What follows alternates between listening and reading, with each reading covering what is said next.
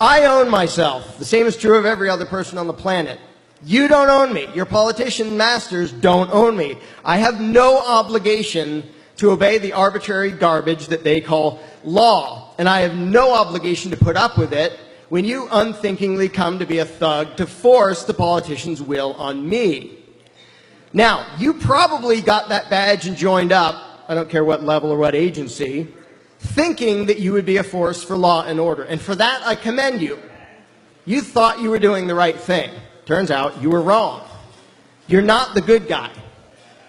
Your hat, your badge, your title, the law books, they don't make you the good guy.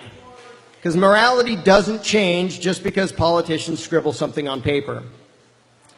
So Mr. and Mrs.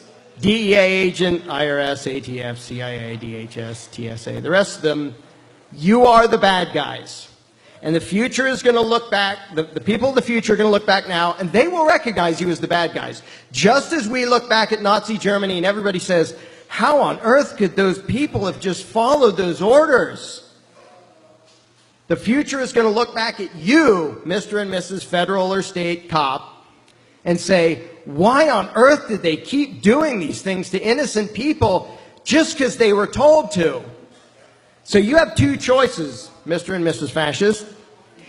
Either you can think for yourself now, figure out that you're the bad guy, and become the good guy, or until the end of time, history will remember you as a stupid, unthinking, evil thug.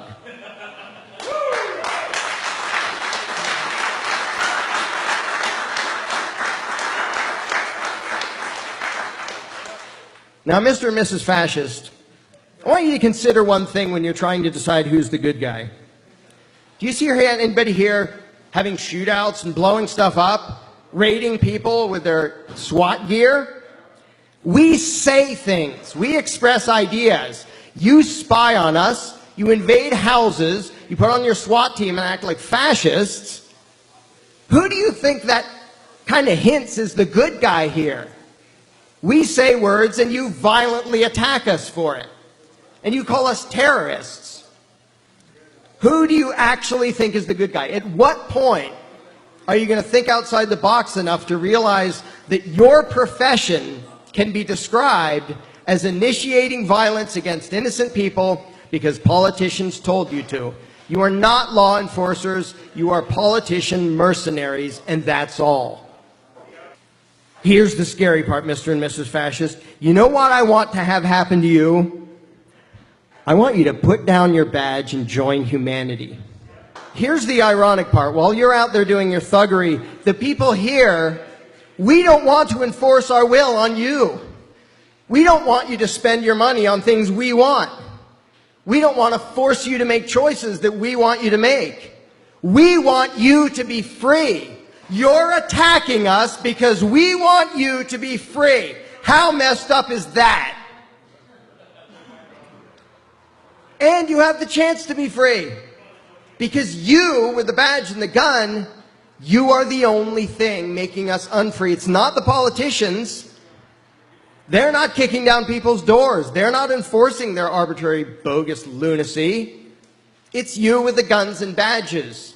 If you do the right thing, the politicians have no power.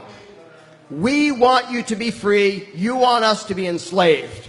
Now, in the future, people will look back and say, how could anybody have been so stupid, so insane, so irresponsible to work for the DEA, IRS, ATF, whatever? What are you going to tell them if you're still alive? Well, it was my job. Where have we heard that? Only under every evil regime in the history of the world has that been the excuse. Put down the badge.